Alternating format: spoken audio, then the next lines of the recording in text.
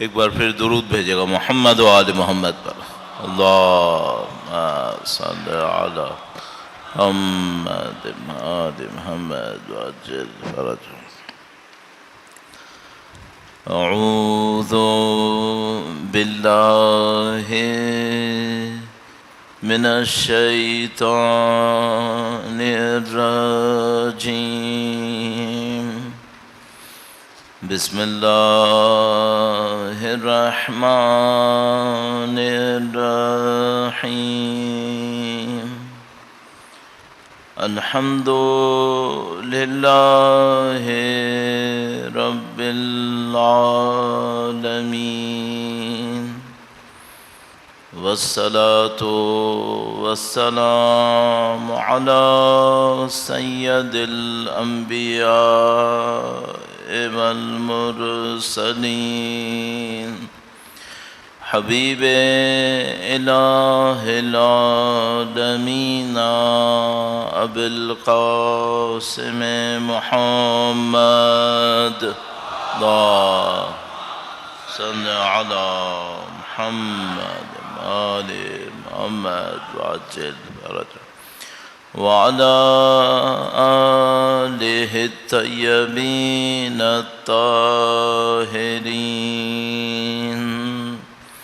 سيما بقية الله في الأراضين. قال الله تعالى في كتابه الكريم بسم اللہ الرحمن الرحیم. ام حسبت ان اصحاب الکہف والرقیم كانوا من آیاتنا عجبا. درود بھیجے گا محمد و آل محمد. اللہم صلی علی محمد آل محمد وعجل فرجهم. خداوند متعال کا انتہائی لطف ہے، انتہائی احسان ہے. ایک بار پھر پروردگار عالم نے توفیق نصیب کی سید الشہداء کی اعزاء میں شرکت کے لیے، اہل بیت اطہار علیہ السلام کے حضور ادائے احترام کے لیے.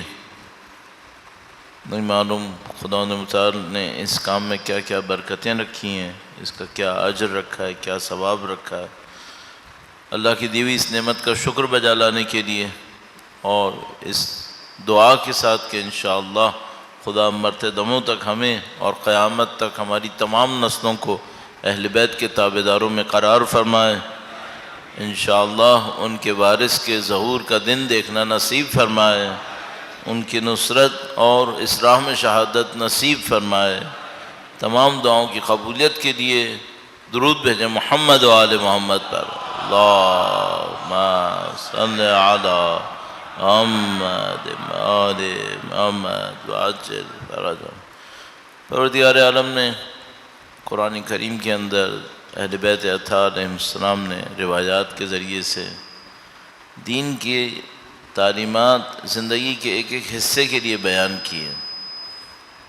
انسان کی زندگی کا ہدف کیا ہونا چاہیے، انسان کی زندگی کو کیسے گزرنا چاہیے، مشکلات کیا آئیں گی، ان مشکلات کو کیسے حل ہونا چاہیے. دین صرف ایک کتاب نہیں ہے، دین زندگی کا حل ہے. میرا اپنے خیال ہے کہ جو دین کے بارے میں ایک غلطی ہو سکتی ہے لوگوں کے ذہن میں، وہ یہ کہ بعض اوقات ہم دین کو اپنی زندگی سے علیحدہ کر لیتے ہیں.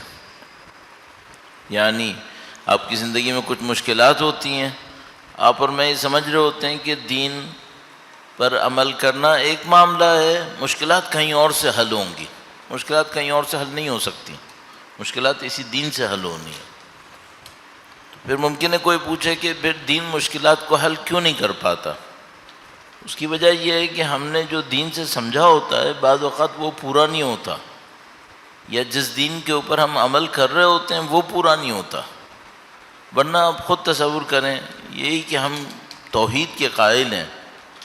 توحید کا مطلب یہ ہے کہ جو کچھ موجود ہے، جو کچھ خلق ہوا ہے سب کا سب ایک خدا کی طرف سے ہے.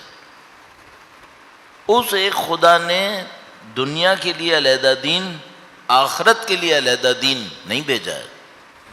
اس خدا نے ایک ہی دین بھیجا ہے. یعنی ہم یہ کہیں کہ خدا نے نعوذ باللہ جسم کے لیے علیحدہ دین بھیجاؤ، روح کے لیے علیحدہ دین بھیجاؤ، یہ تو خدا نے نہیں کیا. دنیا کے لیے نعوذ باللہ علیحدہ دین بھیجاؤ، آخرت کے لیے علیحدہ بھیجاؤ، یہ بھی نہیں ہے. مثلا انسان کے خاندان کی زندگی کے لیے ایک دین ہو، معاشرے کے لیے ایک اور دین ہو، یہ بھی نہیں ہے. جو کچھ ہے ایک ہی دین ہے.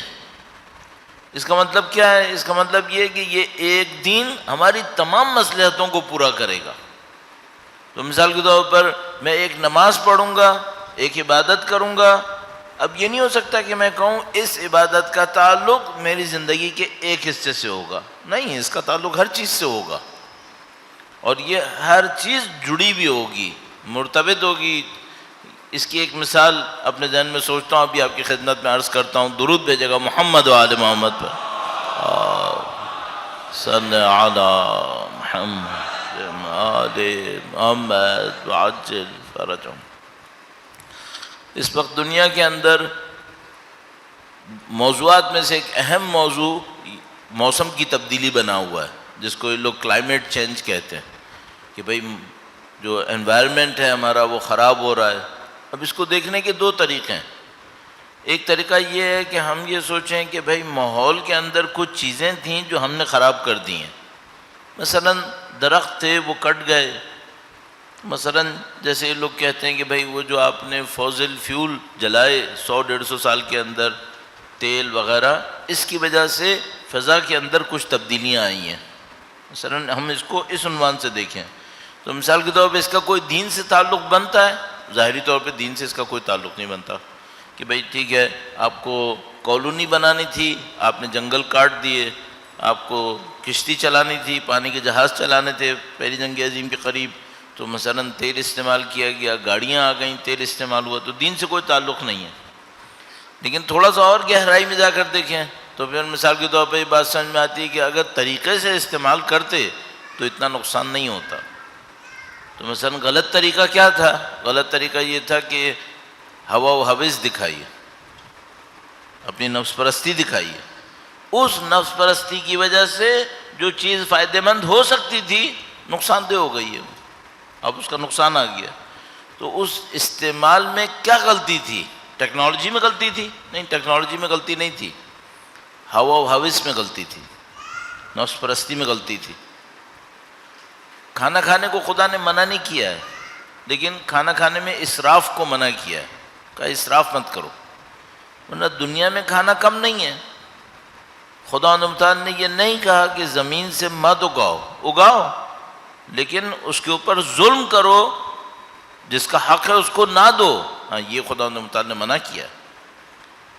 اب یہ دین میں ہے یا نہیں ہے؟ ہاں، یہ دین میں ہے. تو اگر کوئی دین پہ ہی عمل کرے یہ مشکل حل ہو جائے گی؟ قطعاً حل ہو جائے گی، بالکل حل ہو جائے گی. اسی طرح آپ لے کر ساری زندگی کی اپنی مشکلات کو ڈھونڈنا شروع کر دو کہ بھئی پوری دنیا میں جو مشکلات ہیں وہ کس طرح سے حل ہوں گی، تو آپ کے پاس سادہ سا ایک جواب آئے گا: دین پہ عمل کرو، دین پہ عمل کرو، مشکلات حل ہونی ہے. اب مشکل کہاں پر ہے؟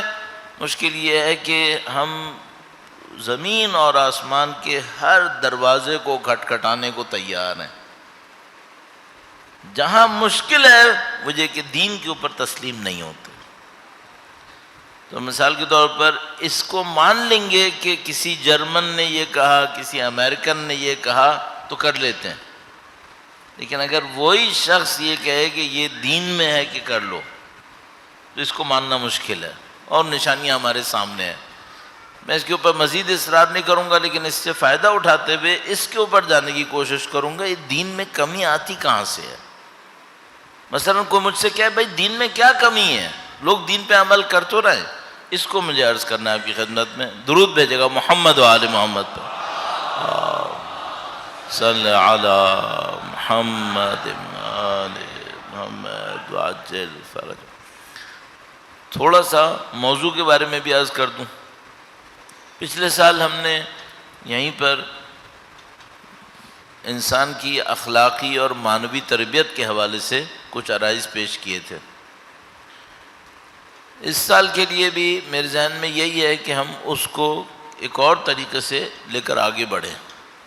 اب میں سوچتا ہوں کہ ہم ہر سال یہاں پر آتے ہیں، اور اگر ہمیں، اور میں آپ لوگوں کے چہروں میں بھی دیکھتا ہوں کہ بہت سارے لوگ ہیں جو ہر سال نظر آتے ہیں، تو میں سوچتا ہوں اگر ہر سال ہمارے اندر ترقی نہ ہو رہی ہو تو پھر ہم نے ظلم کیا ہے۔ حقیقت یہ ہے۔ میں آج جب میں یہاں آنے کے لیے تیاری کر رہا تھا تو میں سوچ رہا تھا کہ میں نے خود پچھلے سال جو یہاں پڑھا تھا اس سے کون سی چیز سیکھی تھی جس پہ میں نے عمل کیا ہو۔ یہی میں آپ سے بھی کہوں گا۔ آج آپ یہاں تشریف فرمائیں، پہلی مجلس ہے، چند ہی دنوں کے بعد اس سلسلے کی یہاں پہ آخری مجلس ہو جائے گی، سلسلہ ختم ہو جائے گا۔ پچھلے سال بھی یہی ہوا تھا، اس سے پچھلے سال بھی یہی ہوا ہوگا۔ اپنے آپ سے ایک سوال پوچھئے گا، پچھلے سال کیا سیکھا تھا؟ اس پہ عمل کیا تھا یا نہیں کیا تھا؟ دوسرا مسئلہ، اگر عمل کیا تھا کوئی فائدہ ہوا تھا؟ تو میں گارنٹی سے عرض کر رہا ہوں کہ پچھلے سال جو میں نے آپ کی خدمت میں عرض کیا تھا ان میں سے کچھ چیزوں پر جس پہ میں نے بہت اصرار کیا تھا ضرور عمل کیا اور مجھے فائدہ ہوا ہے۔ آپ سے بھی میری توقع یہ ہے کہ آپ نے بھی عمل کیا ہوگا اور انشاءاللہ فائدہ ہوا ہوگا۔ اور یہ میں اس لیے عرض کر رہا ہوں کہ خدا نہ کرے اگر پچھلے سال آپ نے یہ حساب نہیں کیا تھا کہ عمل کرنا ہے اور فائدہ ہونا ہے، اب آپ اس سال کو ضائع نہیں ہونے دیجیے گا۔ ایسا نہ ہو کہ آپ تشریف لائیں، ہم بھی حاضر ہوں، ہم لوگ کچھ باتیں کہیں سنیں، ثواب تو مل جائے گا لیکن اس ثواب کے پیچھے ہمیں اہل بیت سے نزدیک بھی جانا ہے، اپنے کردار کے ذریعے سے، اپنے عمل کے ذریعے سے۔ اور دائرے کے دعاؤں میں سے جو ہماری سب سے بڑی دعا ہے وہ یہ کہ خدا ہمیں ان کے وارث کی نصرت کی سعادت نصیب فرمائے۔ درود بھیجے گا امام کی تشریف آوری کے لیے، اللہم صلی علی محمد، مل کے درود بھیجیں محمد و آل محمد پر، صلی علی محمد آل محمد وعجل فرج۔ تو یہ سب چیزیں ایک ساتھ جمع ہوں گی۔ یہ نصرت کیسے ہوگی؟ اگر میں اپنی زندگی میں کچھ نہ کچھ بہترین نہیں لاؤں گا کیسے نصرت کر سکتا ہوں؟ پیسے سے نصرت نہیں ہونی ہے، اسلحوں سے نصرت نہیں ہونی ہے، فی الحال اس وقت جو نصرت ہونی ہے وہ کردار سے ہونی ہے، ہم سب کو معلوم ہے۔ اب ان بنیادی ترین باتوں میں دوبارہ بار بار جانے کی ضرورت نہیں ہے۔ اب وہ کردار کی تبدیلی کیا ہونی ہے؟ کردار کی تبدیلی یہی ہونی ہے کہ دین کے اندر تھوڑی سی ہمیں مزید معلومات ملے، دین کے اوپر مزید عمل بڑھے۔ تو آپ ہمیشہ یہ سوچ کر میرا خیال ہے مجالس میں شرکت فرمائیں کہ آپ نے اپنے دین کو بہتر سے بہتر بنانا اور اس طریقے سے ان کی خدمت کرنی ہے۔ تو پچھلے سال کچھ پوائنٹس عرض کیے تھے آپ کی خدمت میں کہ بھائی دین کے اوپر کس طریقے سے محنت کرنی ہوتی ہے۔ اور مجھے یاد ہے علامہ طباطبائی کا ایک خط ہم نے 2-3 دن پڑھا تھا جو انہوں نے کسی جوان کے نام تحریر کیا تھا، اس میں سورہ حشر بھی تھا کہ سورہ حشر ہر رات پڑھا کر۔ اور پچھلے سال ہم نے بہت اصرار کیا تھا کہ آپ ہر رات سونے سے پہلے سورہ حشر ضرور پڑھیے گا۔ آپ اپنے اندر خود پوچھ لیجئے کہ آپ نے ایک سال میں سورہ حشر کتنی مرتبہ پڑھ لی رات کو سونے سے پہلے۔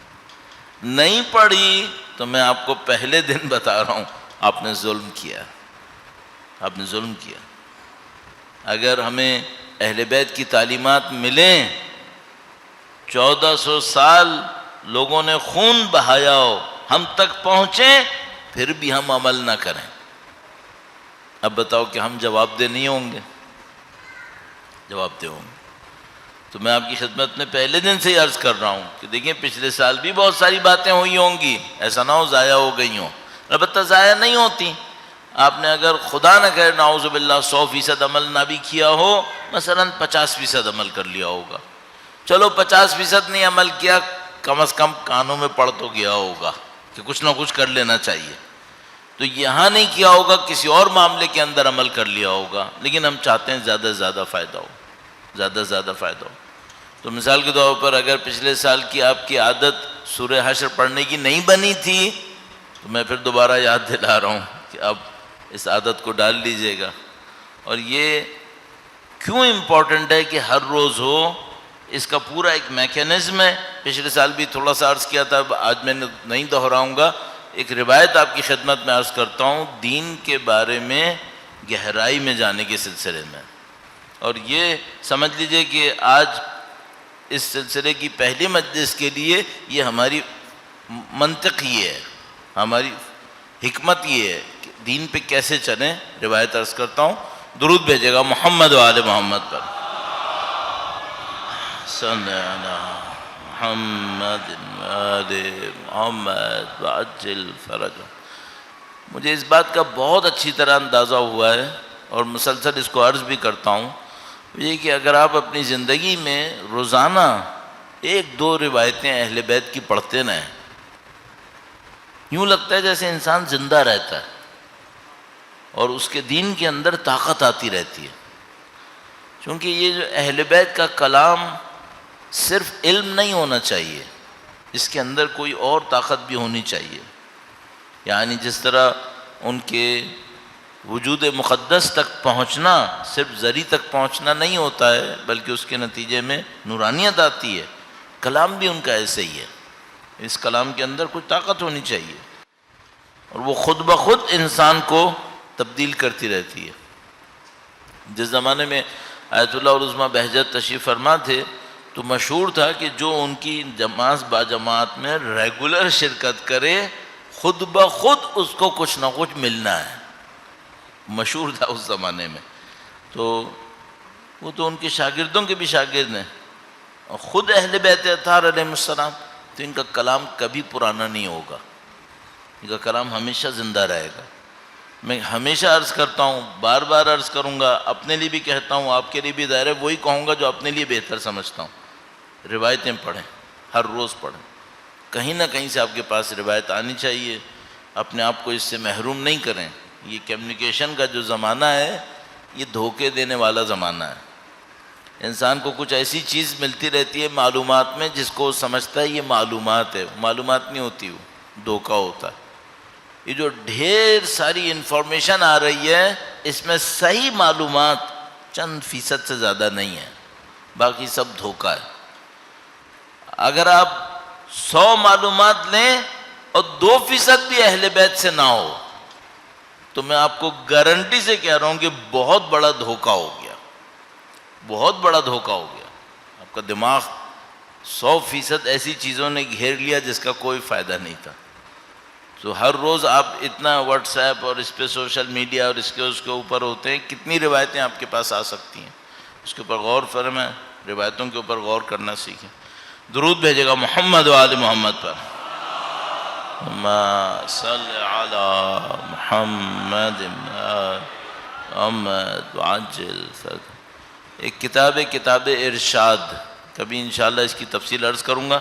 کتاب ارشاد میں یہ روایت ہے، جلد 2 صفحہ نمبر 205، اور یہ روایت ہے ہمارے چھٹے امام جعفر صادق علیہ السلام سے. اللہم صلی علی محمد آل محمد وعجل فرجہ. امام نے فرمایا احسن النظر فیما لا یسعکم جہلہ وانصحوا لانفسکم. فرمایا کہ جہاں تک ہو سکے ان باتوں میں غور کرو جن سے تمہیں غافل نہیں ہونا چاہیے. آپ کی زندگی میں بہت ساری باتیں ایسی ہیں جو آپ کو پتہ ہوں یا نہ پتہ ہوں کوئی فرق نہیں پڑنے والا. پتہ نہیں کسی گاڑی کے ماڈل میں کیا ہے، نہ آپ نے وہ گاڑی خریدنی ہے. فلاں علاقے میں کوئی بلڈنگ بنی ہے اس میں یہ لگژریز ہیں، کیا ملنا ہے آپ کو. فلاں علاقے میں یہ چیزیں موجود ہیں، کیا ہونا ہے اس سے. اور وہی چیزیں گھومتی رہتی ہیں گروپس کے اندر، اس میں اس میں. امام فرما رہے ہیں کیوں ایسی چیزوں میں غور و فکر کر رہے ہو جس میں تمہیں کوئی فائدہ نہیں ملنا ہے. احسن النظر، ان چیزوں میں غور و فکر کرو جن سے تمہیں غافل نہیں ہونا چاہیے، یعنی جس کے بارے میں سوال کیا جائے گا. اپنے کردار کے بارے میں سوچو، اپنے آئندہ کے بارے میں سوچو کہ بھئی خدا نے کیوں خلق کیا ہے، کہاں لے کے جائے گا، کیا ہونا چاہیے تھا۔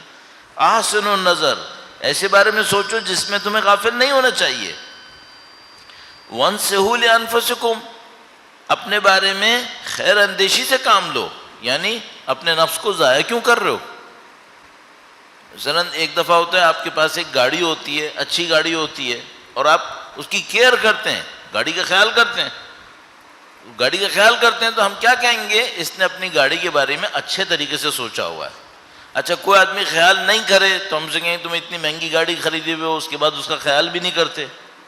اب آپ ذرا سوچنا، گاڑی زیادہ مہنگی ہے یا ہمارا نفس زیادہ مہنگا ہے؟ گاڑی کی تو کوئی قیمت ہی نہیں ہے، یہ ہمارا نفس ہے جو ابدی زندگی ہماری اندر۔ امام فرما رہے ہیں انصحوا لانفسکم، اپنے بارے میں تو اچھا سوچو، ان چیزوں کے بارے میں غفلت مت دکھاؤ جن کے بارے میں تمہیں غافل نہیں ہونا چاہیے، اپنے بارے میں اچھا سوچو۔ امام فرمائیں گے ابھی، اور ان باتوں کو جاننے کی کوشش کرو جن سے جاہل رہنے میں تم سے کوئی عذر اور بہانہ قبول نہیں کیا جائے گا۔ کچھ چیزیں ایسی ہیں آدمی کہے میں نہیں کر سکا، کوئی مشکل نہیں ہے، نہ جنت کا معاملہ ہے نہ جہنم کا معاملہ ہے۔ مثلا فرض کرو کہ آپ سے کوئی یہ کہے بھئی تمہارا گھر کتنا بڑا ہے، آپ کو اتنا بڑا ہے، اس سے بڑا کیوں نہیں بنایا؟ نہیں بنایا، اتنے میں میری ضرورت پوری ہو رہی تھی، تو اس سے جنت میں کمی آئے گی؟ کوئی نہیں۔ حتیٰ میں کہہ رہا ہوں مثلا کوئی کہے بھئی دنیاوی تعلیم آپ کی کتنی ہے، ایک بولے مثلا میں انٹر ہوں، دوسرا بولے میں میٹرک ہوں، دوسرا بولے میں گریجویٹ ہوں، تیسرا ماسٹرز ہوں، پی ایچ ڈی ہوں، اگر کام صحیح کر رہا ہے یقین مانو ڈگری کی بھی کوئی ویلیو نہیں ہے۔ ہاں تعلیم کی ویلیو ہے، تعلیم کچھ اور ہے، ڈگری کچھ اور ہے، تعلیم کی ویلیو ہے، ڈگری کی ویلیو نہیں ہے۔ تو مثال کے طور پہ کوئی آدمی کہے میں زندگی میں اپنی ساری ذمہ داریوں کو انجام دے رہا ہوں، میں گریجویٹ ہوں، تو کیا اس کے اوپر کوئی مذمت ہوگی کہ تم نے پی ایچ ڈی کیوں نہیں کیا؟ نہیں کیا، کوئی بات نہیں، زندگی یہ کام صحیح کر رہا ہے، جو ذمہ داریاں تھی خدا کی طرف سے، دین کی طرف سے، معاشرے کی طرف سے، ان کو انجام دیتا ہے۔ امام فرما رہے ہیں کہ ایسے ان باتوں کو جاننے کی کوشش کرو جن سے جاہل رہنے میں تم سے کوئی عذر اور بہانہ قبول نہیں کیا جائے گا۔ اب ایک اور جملہ دیکھیے، یہ جملہ بہت خاص ہے، کیونکہ اللہ کے دین کے چند ارکان اور بنیادیں ہیں کہ ان ارکان سے جاہل رہتے ہوئے ظاہری عبادت میں کثرت کی کوشش کوئی فائدہ نہیں دے گی۔ یہ بہت اہم جملہ ہے۔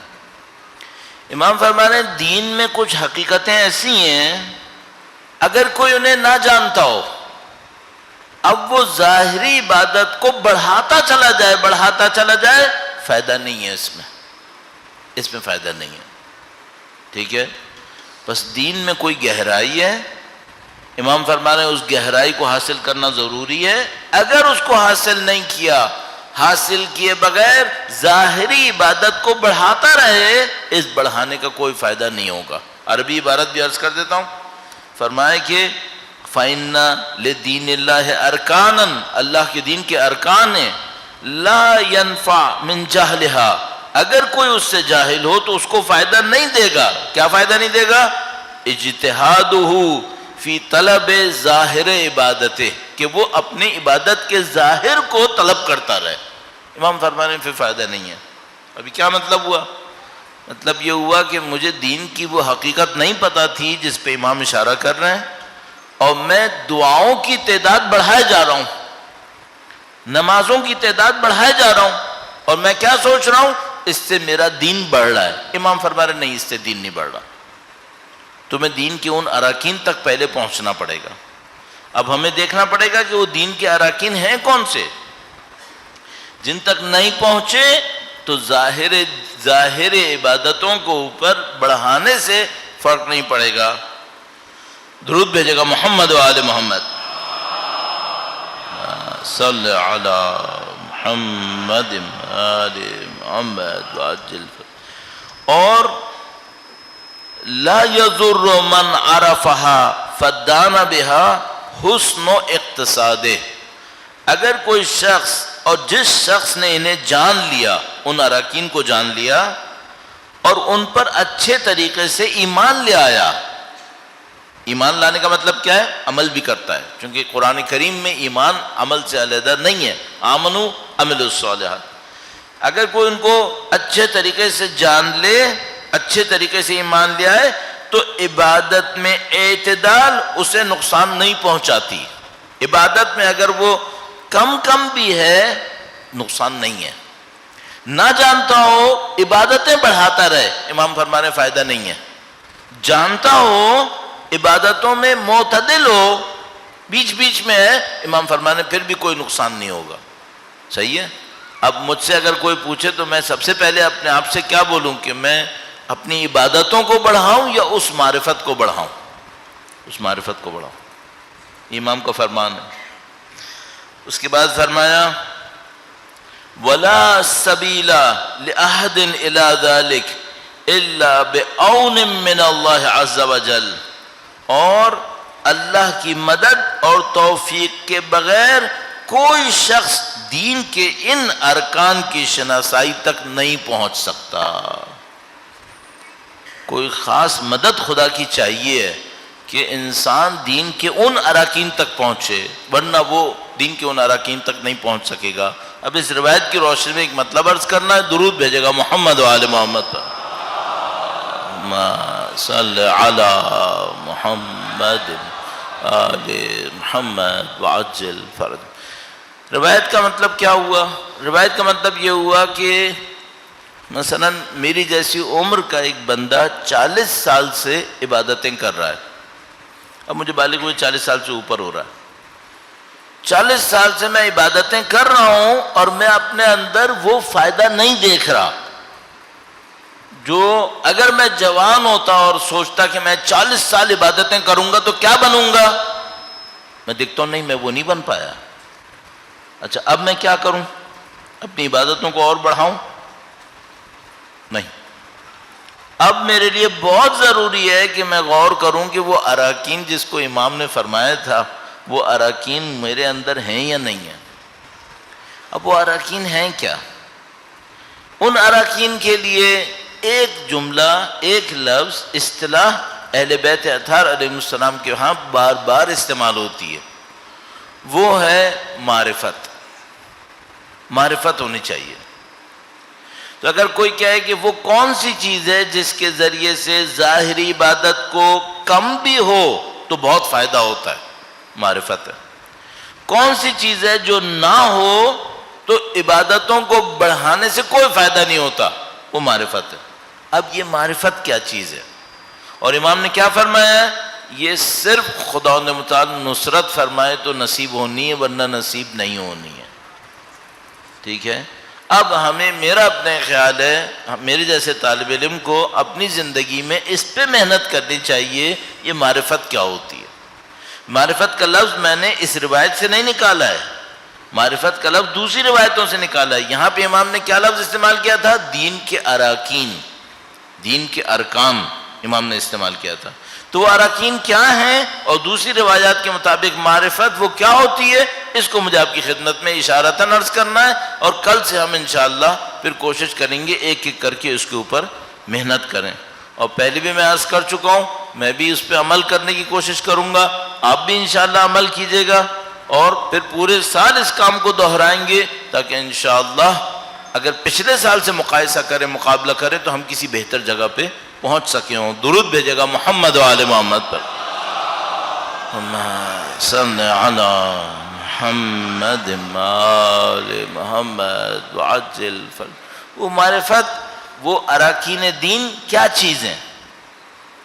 اچھا اگر ہم یہ سوچیں کہ یہ معرفت کوئی ایسی چیز ہے جو صرف علماء کو نصیب ہونی ہے، جو نجف گئے، جو مثلاً حوزہ علمیہ گئے، قم گئے، ان کو نصیب ہونی ہے، تو امام یہ ارشاد نہ فرماتے. یہ عوام کے لیے کہی گئی باتیں، لوگوں سے کہی گئی باتیں. ٹھیک ہے. تو ہم یہ کہیں کہ یہ علماء کا کام ہے. علماء کا کام زیادہ ہے، سب کا کام ہے، کام سب کا ہے. اور دوسری بات یہ ہے، ہم سب کو پتہ ہے کہ یہ جو تقسیم اس وقت ہے کہ کچھ لوگ اپنی زندگی میں کوئی اور کام نہیں کرتے اور صرف تحصیل علم کے اوپر زور دیتے ہیں، یہ آج کے زمانے کی پیچیدگی کی وجہ سے ہے۔ آج کے زمانے میں معاملات اتنے کمپلیکیٹڈ ہیں کہ ہم یہ نہیں کر سکتے کہ ہم 5 کام اکٹھے کریں گے۔ جب امام یہ روایتیں ارشاد فرما رہے تھے تب کیا تھا؟ عالم کوئی علیحدہ صنف تھی؟ نہیں، وہی جو کپڑے بیچتے تھے، وہی جو جوتے ٹانکتے تھے، وہی جو کھیتی باڑی کرتے تھے، خود امام کھیتی باڑی کرتے تھے، وہی ان کے باقی اصحاب بھی ایسے ہی تھے۔ اس کا مطلب کیا ہے؟ اس کا مطلب یہ ہے کہ بھائی اگر آپ ایک دکان پہ کام کرتے ہیں، یہ مت سوچیے گا یہ میرا کام نہیں ہے، یہ علماء کا کام ہے، طالب علموں کا کام ہے۔ یہ غلط فہمی ہے۔ ہم لوگوں نے، زیادہ تر لوگوں نے اپنے آپ کو دین کی گہرائی میں جانے سے بچانے کے لیے عذر بنایا ہوا ہے۔ عذر کیا بنایا ہوا ہے؟ میں طالب علم، میں عالم تھوڑی ہوں، میں طالب علم تھوڑی ہوں، میں تو کاروبار کرتا ہوں، میں تو کام کرتا ہوں۔ بندے خدا، یہ جو بڑے بڑے نام تھے ہمارے پاس راویوں کے اور علماء کے، یہ لوگ اس زمانے میں کیا کرتے تھے؟ یہ تمہاری میری طرح کام کرتے تھے، تو ان کے پاس کوئی عذر نہیں تھا، میرے پاس کہاں سے عذر آ گیا؟ تو میں آپ کو گارنٹی سے کہہ رہا ہوں کہ یہ شیطان نے ہمیں دھوکہ دینے کے لیے یہ عذر ہمارے دماغ میں ڈال دیا ہے کہ اچھا، آپ مثال کے طور پر آپ کہیں فلاں عالم دین نماز شب پڑھتا ہے، تو آپ کہیں گے اس کو تو پڑھنا چاہیے، عالم دین ہے۔ اچھا تم نہیں پڑھتے ہو، پھر مجھے تو نہیں پڑھنا چاہیے کیونکہ میں تو جاب پہ جاتا ہوں۔ یہ کیا کیا شیطان نے؟ یہ ہمیں ایسے سمجھا دیا ہے، عذر بنا لیا ہمارے لیے، میں تو مزدور ہوں، میں کیوں کروں؟ یہ جو روایتوں کے راوی تھے یہ کچھ اور لوگ تھے کیا؟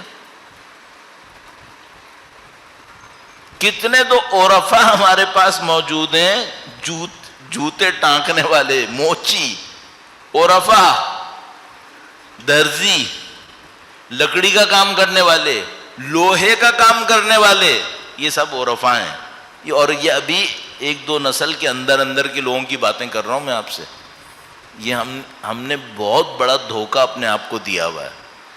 تو پہلا کام آپ اپنے بہتری کے لیے کر لیں کہ یہ دھوکہ اپنے دماغ سے نکال دیں کہ یہ کام کسی اور کا ہے، کسی اور کا نہیں ہے، یہ میرا اور آپ کا ہی ہے۔ اس دھوکے سے نکلا۔ اچھا اس کے بعد پھر ذہن میں دھوکہ کیا آئے گا؟ وہ یہ کہ بھائی مجھے صبح کو اتنے بجے فلاں جگہ پہنچنا ہوتا ہے، میں نہیں کر سکتا۔ میں اپنے ذہن سے ایک بات پوچھتا ہوں، اگر میں نے خدا سے یہ مانگا ہوتا کہ خدایا مجھے صبح میں عبادت کرنے کے لیے 1 گھنٹہ دلا دے، میں تیری عبادت کرنا چاہتا ہوں، خدا نہیں دیتا مجھے؟ خدا دے دیتا۔ میں نے خدا سے شدت سے مانگا تھا، یہ جو میں مانگوں گا وَأَن لَيْسَ لِلْإِنسَانِ إِلَّا مَا سَعَى، وہی ملے گا انسان کو جس کی وہ کوشش کرے گا۔ خدا سے یہ وقت مانگتے کہ خدا مجھے کام ایسا دے دے جس میں میری عبادتوں میں رکاوٹ نہ بنے، خدا دے دے گا۔ تو میں آپ کی خدمت میں عرض کروں گا، سب سے پہلا کام یہ کر لیں، اپنے ذہن سے بہانے نکال دیں۔ اور مجھے پتا ہے کہ یہ بہانے نہیں نکلتے، یہ چپک کے رہ جاتے ہیں دماغ سے اور انسان کو بے بس کر دیتے ہیں۔ اس کو اپنے ذہن سے نکال دیں۔ اچھا فرض کریں ہم نے کہا سورہ حشر پڑھیں، پچھلے سال کہا، کتنی دیر لگتی ہے؟ گن کے بتایا 4 منٹ لگتے ہیں، شاید 4 ساڑھے 4 منٹ۔ آپ خود خدا کو شاہد رکھ کے پوچھنا، اس کے لیے کوئی نیا کام چاہیے کیا؟ 4-5 منٹ نکالنا، اس کے لیے جاب چینج ہوگی تب یہ ہوگا؟ اتنا وقت ضائع کرتے ہیں، اتنا وقت ضائع کرتے ہیں، وہ وقت ضائع نہیں کرو، اس کا 20% صرف خدا کو دے دو عبادتوں کے لیے، پتہ نہیں عابد زاہد بن جائیں گے ہم لوگ جتنا ہم ضائع کرتے ہیں۔ وقت کا کوئی مسئلہ نہیں ہے، صرف ہماری اولویت کا مسئلہ ہے، کس پہ ہمارا دل ٹھکتا ہے۔ جس کام میں ہمارا دل آتا ہے اس کو ہم مرے کٹے بھی ہوتے ہیں، 20-20 گھنٹے کام کر کے آتے ہیں نا، پھر وہ کر لیتے ہیں۔ اس پہ ہمارا دل نہیں آ رہا. اب یہ خود ایک مسئلہ ہے کہ دین کے کام میں ہمارے دل سے دلچسپی کیوں نہیں آتی, مزہ کیوں نہیں آتا. میں ایک اچھی مثال نہیں دے رہا ہوں لیکن نزدیک لانے کے لیے کہہ رہا ہوں. اگر میں 15 گھنٹے 17 گھنٹے جاب کروں, 15-17 گھنٹے جاب کروں اور گھر آؤں اور اس جاب سے مثال کے طور پر مجھے مہینے کے لاکھ روپے ملنے ہوں, فرض کر لیتے ہیں, صحیح ہے, اور میں لیٹ گیا سونے کے لیے, اچانک کوئی آئے اور مجھ سے کہے کہ 10 منٹ کے لیے اٹھ جاؤ میں تم کو 1 لاکھ روپے دوں گا, اٹھے گا بندہ یا نہیں اٹھے گا؟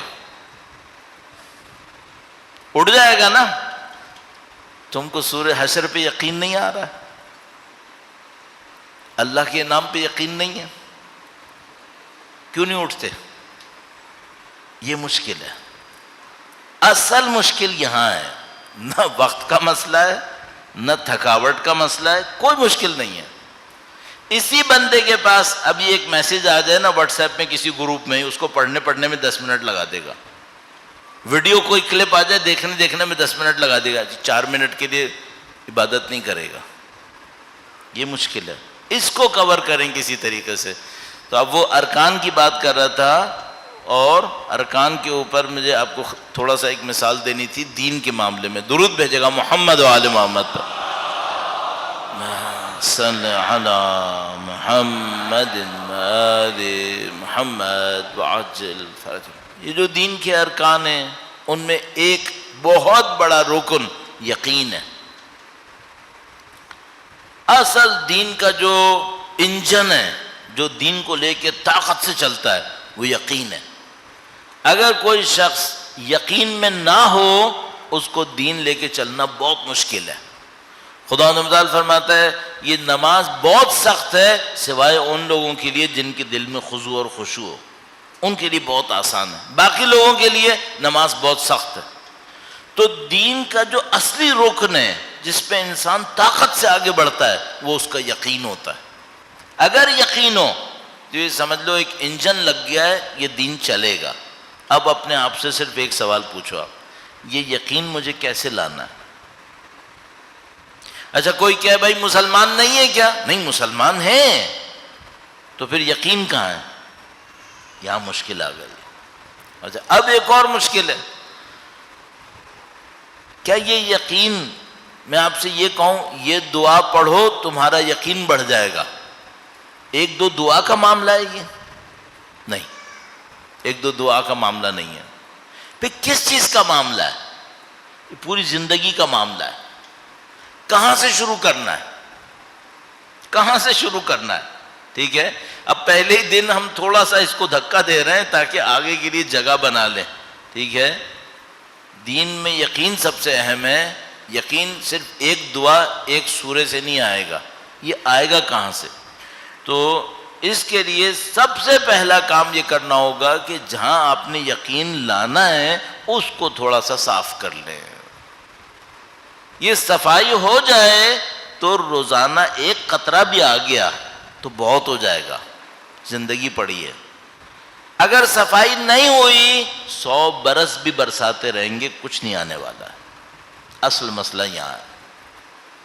ہم لوگوں کے ساتھ جو مشکل چل رہی ہے وہ یہ ہے کہ ہم یہ چاہ رہے ہیں کہ گندے پانی میں دودھ ابال لیں. گندے برتن میں دودھ نہیں ابلے گا, پہلے برتن صاف کرنا پڑے گا.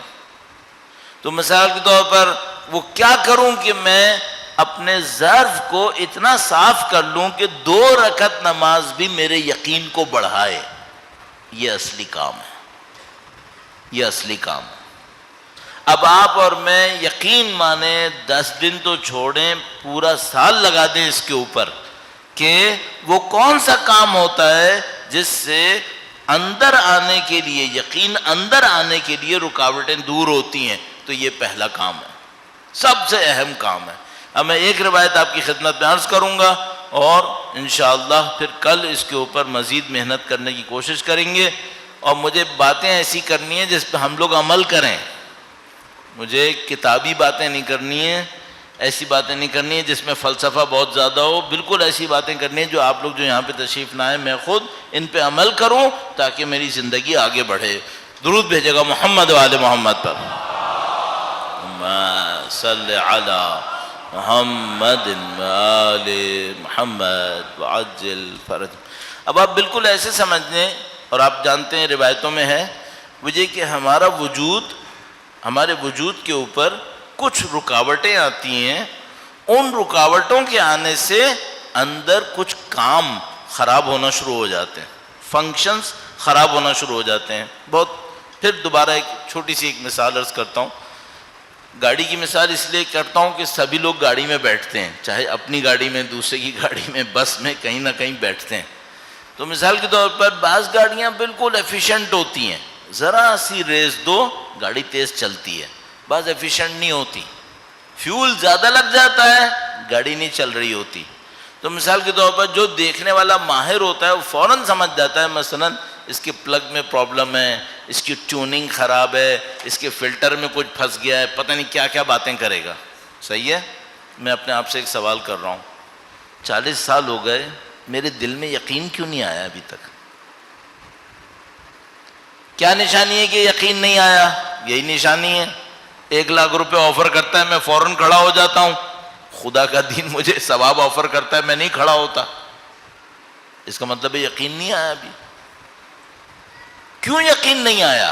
وہ تو گاڑی چلنے والا میکینک دیکھ کے فوراً بتا دیتا ہے کہ اس گاڑی میں یہ پرابلم ہے، تو میں اپنی گاڑی کو دیکھ کے نہیں بتا پایا کہ میرے اندر کیا پرابلم ہے؟ کیوں میں نہیں پہچان پاتا؟ صحیح ہے؟ اس کا مطلب ہے کہ میری کوئی ایسی پرابلم ہے جو کام بھی نہیں ہونے دے رہی اور پہچاننے بھی نہیں دے رہی ہے۔ ایک دفعہ گاڑی میں پرابلم ہوتی ہے، میکینک دیکھتا ہے پہچان لیتا ہے، کہتا ہے بھائی یہ گاڑی ہے اس میں یہ پرابلم ہے۔ ایک دفعہ پرابلم ایسی پرابلم ہوتی ہے اتنی گندی ہوتی ہے، میکینک کھڑا دیکھتا رہ جاتا ہے، کہتا ہے سمجھ بھی نہیں آ رہا اس میں ہو کیا رہا ہے، یہ پرابلم ہے پہچان میں بھی نہیں آ رہی ہے۔ اس کا مطلب کیا ہے؟ ہماری کوئی ایسی پرابلم ہے جو پہچان میں بھی نہیں آ رہی ہے، پہچان میں آتی تو صحیح کر لیتے۔ تو ہماری 2 پرابلمز ہیں، ایک یقین نہیں آ رہا ہے، 2 یہ بھی نہیں پہچان پا رہے کہ کیوں نہیں آ رہا ہے۔ پہچان لیتے تو حل کر لیتے۔ اب سب سے پہلے اس پرابلم کو سولو کر لو جو پہچاننے کیوں نہیں دے رہا ہے۔ یہ یہاں کوئی پرابلم اور بڑی پرابلم ہے۔ صحیح ہے؟ دیکھو کتنا اچھا ہو جائے اگر ہمیں یہ پتا چل جائے ہماری اس خرابی کی وجہ یہ ہے، صحیح کرنا آسان ہو جائے گا۔ اور اگر یہ صلاحیت میرے اندر نہ ہو کہ میری یہ مشکل آئی کہاں سے ہے، تو میں ساری زندگیاں بھی ادھر ادھر مارتا رہوں گا، مجھے سمجھ میں ہی نہیں آئے گا پرابلم آئی کہاں سے۔ ٹھیک ہے؟ اب مجھے آپ کی خدمت میں کوئی روایت ایسی بتانی ہے جو یہ بتائے کہ پہچان میں رکاوٹ کہاں سے آتی ہے۔ پرابلم کی بات نہیں کر رہا ہوں ابھی، پرابلم بعد میں دیکھیں گے، ابھی تو ہم یہ دیکھ رہے ہیں پرابلم پہچاننے میں رکاوٹ کہاں سے آتی ہے۔ ہاں اس کے اوپر روایت ہے ہمارے پاس، ایک نہیں ہے کئی روایات ہیں ہمارے پاس، میں صرف ایک روایت عرض کروں گا۔ درود بھیجے گا محمد و آل محمد پر۔ صلی علی محمد آل محمد وعجل فرجهم۔ اچھا اب آپ کیا سوچ رہے ہوں گے کہ میں کوئی پرابلم ایسی بتاؤں گا جو بہت چھوٹی سی ہوگی، بس اس کو یوں حل کرنا ہوگا اور میں عارف بن گیا۔ پھر نہیں، اتنا آسان ہوتا تو ہر آدمی ایسی بنا پھر رہا ہوتا۔ یہ پرابلم کوئی بہت ہی خطرناک پرابلم ہے۔ ساری پرابلمز کی جڑ ایک جگہ پر ہے، وہ ہے نفس پرستی۔ یہ ہم سب کو معلوم ہے۔ کوئی بھی پرابلم ہو، چاہے وہ پرابلم ہو کہ یقین کیوں نہیں آ رہا، اس کی بھی جڑ نفس پرستی ہے۔ چاہے یہ پرابلم ہے کہ میں پہچان کیوں نہیں پا رہا کہ رکاوٹ کیا ہے، اس کی جڑ بھی نفس پرستی ہے۔ لیکن نفس پرستی کے بھی کئی طریقے ہیں۔ نفس پرستی کا ایک راستہ ہے دولت کمانے کی خواہش، دنیا پرستی۔ ایک راستہ ہے لذتوں کی خواہش۔ پھر لذتوں کے اندر بھی بہت سارے چیپٹرز ہیں۔ لذتیں کئی قسم کی ہوتی ہیں۔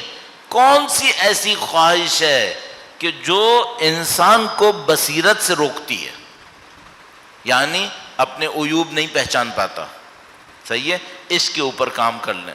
ٹھیک ہے، ایک روایت صرف عرض کرتا ہوں، مولا امیر المومنین سے روایت ہے، درود بھیجے گا محمد وآل محمد، اللہم صلی علی محمد وآل محمد عجل فرج. امام نے فرمایا کہ ایک مشکل ایسی ہے، اگر یہ کسی میں آ جائے تو اس کی عبرت کا دروازہ بند ہو جاتا ہے. عبرت کسے کہتے ہیں؟ آدمی دیکھتا ہے سیکھتا ہے. مثلا کسی کے جنازے میں گیا شرکت کی، گھر آ گیا، موت یاد نہیں آئی. اس کا مطلب کیا ہے؟ اس کا مطلب ہے میری عبرت کا دروازہ بند ہوا ہے. موت کیوں نہیں یاد آئی؟ یہ منظر کس کے لیے تھے؟ یہ مردوں سے زیادہ زندوں کے لیے تھے، اس لیے زندوں کی شرکت میں ثواب ہے. تو زندہ کو جنازہ دیکھ کے ثواب ملے گا، کیا دیکھ کے ثواب ملے گا؟ ڈیڈ باڈی دیکھ کے ثواب ملے گا؟ نہیں، یہ دیکھ کے ثواب ملے گا کہ جس طرح یہ مرا ہے تم نے بھی مرنا ہے. تو اس نے ڈیڈ باڈی دیکھی، اس کو یاد کیوں نہیں آیا؟ اس کو ہم کہتے ہیں عبرت. امام فرما رہے ہیں ایک گناہ ایسا ہے جو عبرت کے دروازے بند کر دیتا ہے. جنازہ دیکھتا ہے، موت یاد نہیں آتی. ان لوگوں کو دیکھتا ہے جنہوں نے گناہ میں سرکشی کی اور خدا نے ان کو عذاب کیا، اس کو کچھ سمجھ میں نہیں آتا. اور یہ معاملہ اتنا عجیب ہے، قرآن کریم فرماتا ہے جب قومیں اپنی سرکشی میں آگے بڑھتی ہیں تو ہم ان کے اوپر عذاب بھیجتے ہیں. بادل میں آگ ہوتی ہے، بادل آتے ہیں ان میں آگ ہوتی ہے، وہ آگ اس قوم کے اوپر برسنے والی ہوتی ہے. نبی کہتے ہیں دیکھو توبہ کر لو، یہ بادل آ گئے، ان میں آگ ہے. تو وہ لوگ کہتے ہیں نہیں، یہ بادل آگ والے نہیں ہیں، یہ ہمارے لیے پانی لے کر آئے. اب کوئی کتنا اندھا ہونا چاہیے کہ آگ کے بادل کو دیکھ رہا ہو اور کہے کہ نہیں عذاب نہیں آ رہا، میں محفوظ ہوں. کتنا پاگل ہونا چاہیے اس کو. یہ ایسا کیوں ہوتا ہے؟ امام فرما رہے ہیں ایک گناہ ہوتا ہے، وہ گناہ عبرت کے دروازے کو بند کر دیتا ہے. اس کے بعد یہ آگ کا بادل دیکھتا ہے، اس کو سمجھ میں نہیں آتا کہ یہ آگ کا بادل ہے. وہ گناہ کون سا ہے؟ امام نے فرمایا جب آنکھوں پہ شہوتیں طاری ہو جاتی ہیں تو اس کے دل میں عبرت کا دروازہ بند ہو جاتا ہے. آنکھوں پہ شہوتیں طاری ہو جائیں، کیا مطلب ہے اس کا؟ ایک آدمی کی شہوت پرستی ہوتی ہے کہ وہ بہت زیادہ کھاتا ہے، اس کا اپنا ایک نقصان ہے. ایک کی شہوت پرستی ہوتی ہے وہ بہت زیادہ سوتا ہے، اس کا اپنا نقصان ہے. ایک پیسہ کمانے کے اندر حریص ہوا ہے، اس کا اپنا ایک اثر ہے. ایک انسان ہے جس کی شہوت کا اصلی چینل آنکھ بنی ہوئی ہے، اس کی شہوت کا اصلی چینل آنکھ بنی ہوئی ہے. اس کا اثر کیا ہے؟ امام فرما رہے ہیں اس کا اثر یہ ہے کہ اس آدمی کے عبرت کے دروازے بند ہو جاتے ہیں. صحیح ہے؟ اب آپ کو سمجھ میں آ رہا ہے کہ آج کے زمانے میں عبرت کیوں نہیں رہی؟ چونکہ ہمیں جس شہوت میں اس وقت زمانے نے سب سے زیادہ مبتلا کیا ہے وہ آنکھ کی شہوت ہے. آج سے ایک نسل پہلے ہم کان کی شہوت میں مبتلا تھے. ایک نسل پہلے کان کی شہوت میں، آپ کہیں کون سا میوزک سنتے تھے؟ ٹیپ ریکارڈر پر، اس پہ اس پہ میوزک بہت سنتے تھے. تو ہمارے علماء اس کے اوپر اصرار کرتے تھے میوزک مت سنو، میوزک مت سنو، پتہ نہیں کتنا بولتے تھے اس کے اوپر. اچھا اب کون سی شہوت کا دور ہے؟ اب ہے اسکرین کا دور. اسکرین کا دور آنکھ کی شہوت کا. اس میں نقصان کیا ہے؟ کان کی شہوت کے اپنے نقصانات تھے، آنکھ کی شہوت کا اثر یہ ہے عبرت ختم ہے. عبرت ختم. اب عبرت ختم ہونے کا مطلب کیا ہے؟ یہ عذاب کو بھی دیکھے گا نا تو یہ بولے گا یہ پانی ہے، نہیں سمجھے گا، کچھ بھی بول دے گا. مثال کے طور پر اس کے اوپر خدا کی طرف سے عذاب آنے والا ہو کسی قوم کے اوپر تو کیا بولیں گے؟ معذرت کے ساتھ کہہ رہا ہوں، ابھی میں نے خود بھی یہ بات کہی ہے، کہے گا کلائمیٹ چینج ہے، خدا کا عذاب نہیں ہے، کلائمیٹ چینج ہے. ایک اور عذاب آئے گا، آگ کا عذاب آئے گا، کہے گا نہیں یہ تو فلاں کی وجہ سے آیا تھا. اچھا یہ قومیں پہلے کر چکی ہیں ڈرامے، قرآن کریم نے بتائے ہیں کہ پہلے قوموں نے یہ کیا تھا. کیوں کیا تھا انہوں نے؟ ان کے ساتھ بھی یہی مصیبت آئی تھی، ان کے ساتھ بھی یہی مصیبت آئی تھی. صرف ایک فرق ہے، بہت معذرت چاہتا ہوں، ذرا سی سخت بات، عجیب سی بات ہے. اگر 500 سال پہلے کسی نے آنکھوں کی شہوت میں مبتلا ہونا تھا نا، بہت مشکل تھا، بہت مشکل تھا. کوئی ایک دو بہت بے حیا چاہیے تھے جن کو دیکھ کر کوئی آنکھوں کی شہوت لے. اب کچھ نہیں چاہیے، اب سب آسان ہو گیا. اس خاطر شہوت کا یہ بازار اس وقت سب سے گرم ہے. اور چونکہ یہ بازار گرم ہے، اور امام نے فرمایا تھا جب آنکھیں شہوتوں میں مبتلا ہو جاتی ہیں تو عبرتوں کے دروازے بند ہو جاتے ہیں. اب آپ اور میں اپنے اوپر ایک احسان کر سکتے ہیں. وہ احسان کیا کریں؟ اگر میں آپ سے کہوں نا کہ آپ ٹی وی دیکھنا بند کر دیں، جو میں پہلے بہت کہتا تھا، تو میں تھک گیا. اب حقیقت یہ ہے.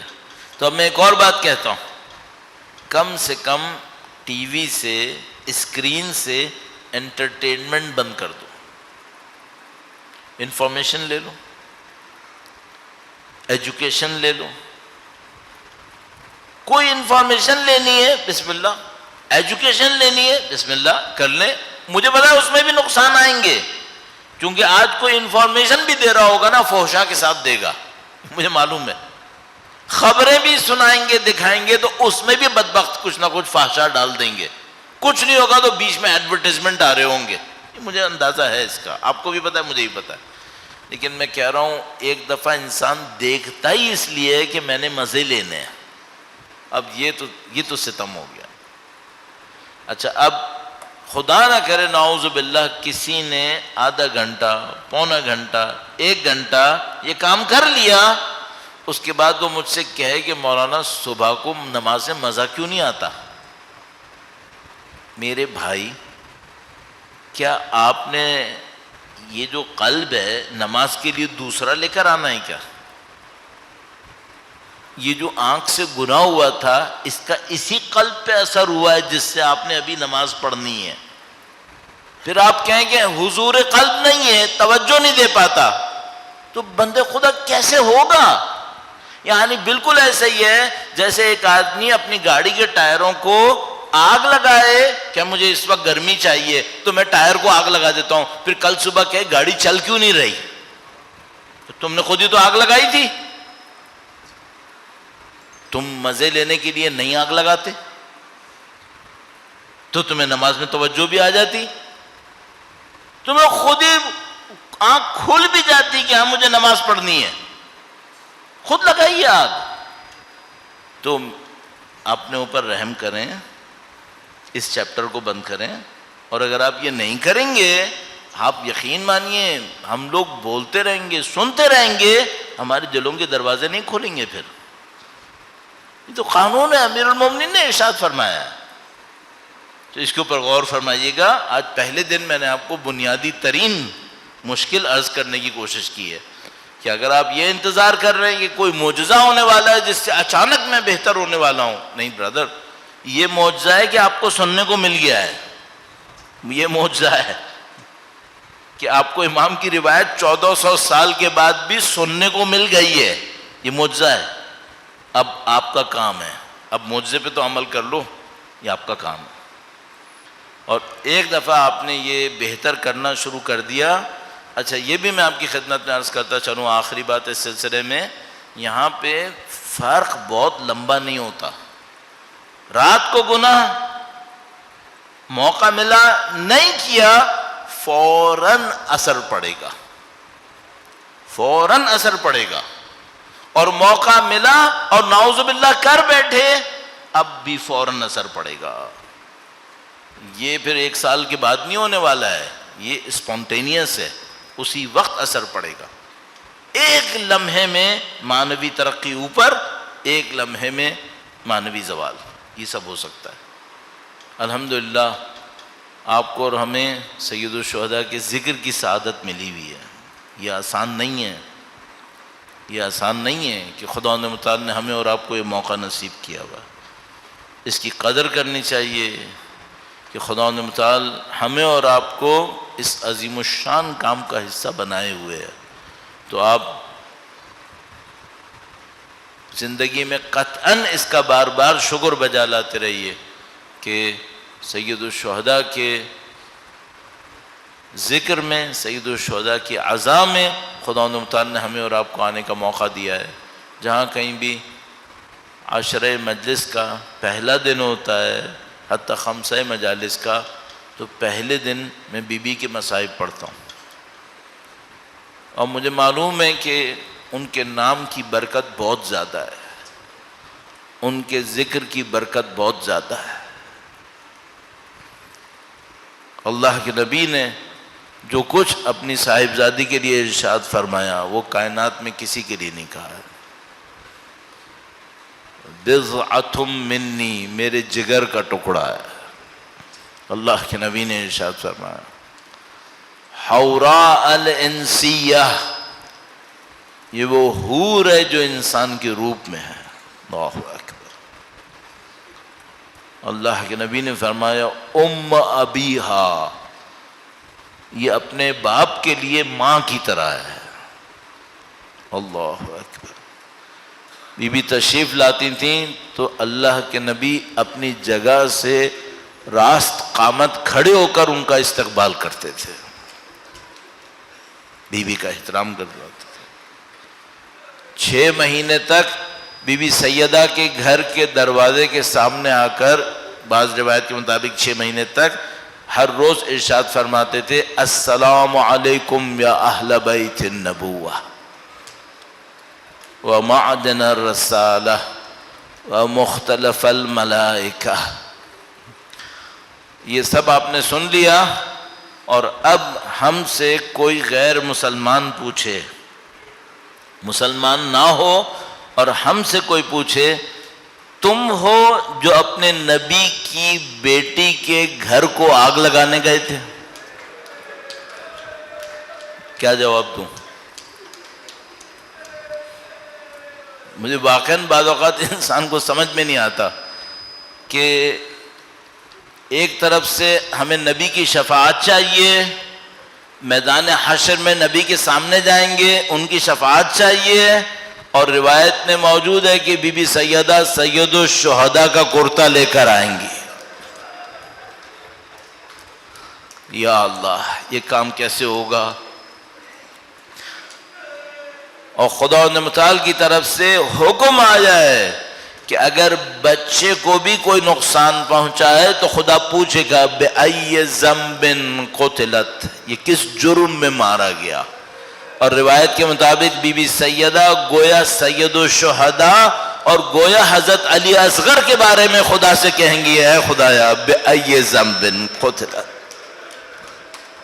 میرا بیٹا کس جرم میں مارا. اللہ اکبر. عزیزان محترم، بی بی کی شہادت کا غم وہ غم تھا جو ہر امام نے اپنے قلب مقدس کے اندر احساس کیا. لیکن اگر اس کی تجلی آپ کو دیکھنی ہو تو اس روایت میں دیکھیں جو کہتی ہیں کہ امیر المومنین زمین پر بیٹھ گئے تھے. نہیں معلوم وہ غم کی شدت کیا ہونی چاہیے. جن لوگوں نے اپنی زندگی میں غم اٹھائے ہیں ان کو شاید اس بات کا احساس ہوتا ہو کہ جب غم کی شدت بہت ہوتی ہے تو انسان کی کمر کے اوپر ایک ایسا بوجھ آتا ہے جس کو سید الشہداء نے اپنے بھائی کے لیے کہا تھا میری کمر ٹوٹ گئی. بی بی سیدہ کا دنیا سے جانا کوئی ایسا غم دے کر گیا کہ شیر خدا حیدر کرار زمین کے اوپر بیٹھ گئے۔ امیر المومنین صبر کا پیکر ہیں، پوری زندگی صبر کیا تھا، لیکن ایک موقع آیا جب بی بی سیدہ کے جنازے پر امامہ اتار کے ماتم کرنا شروع۔ اے معلوم غم کی وہ شدت کیا ہونی چاہیے۔ روایات کے مطابق بی بی اسماء بنت عمیس جو اماموں کی خدمت کے لیے گھر میں تشریف فرما تھیں، گویا ان کو ہدایت دی تھی کہ اہل بیت اطہار کو، امام حسن امام حسین کو اور بی بی زینب کبریٰ اور بی بی ام کلثوم کو صبر دلاتے رہنا، کہ بچوں کو سمجھاتے رہنا ماں نے وصیت کی ہے کوئی غیر جنازے پر نہ آئے، تو بچے روئیں بھی تو آہستہ روئیں۔ لیکن ایک موقع پر امیر المومنین نے رونا شروع کر دیا۔